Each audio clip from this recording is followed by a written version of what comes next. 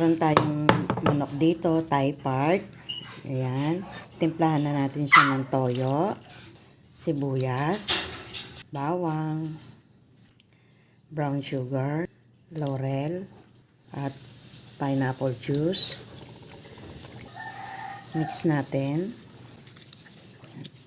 Marinate natin yan ng kahit na 30 minutes lang. Ayan, 30 minutes na natin siyang na-marinate. Ngayon, i-drain natin. Dahil yung ating pinag-marinate ay gagamitin natin yan mamaya. Drain natin.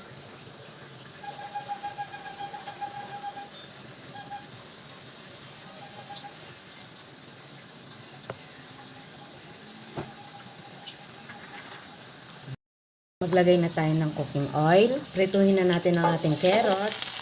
Isasabay na rin natin ang ating saging saba. Yan, pwede na itong ating carrots at ang ating saging saba. Set aside na natin.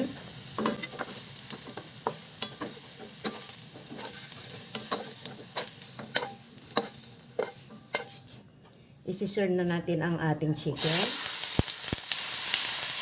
Flip na natin ang ating chicken.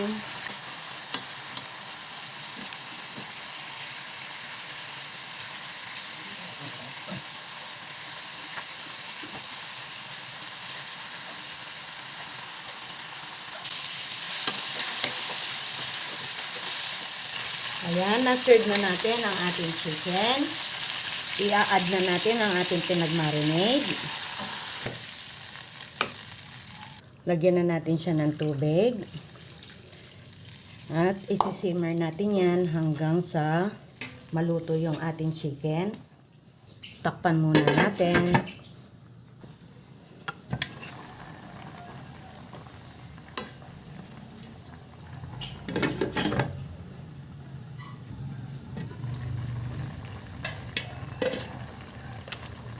Lagay na natin ang ating saging saba at carrots. Simmer natin ulit yan hanggang sa ma-reduce yung kanyang sauce. Takpan ulit natin.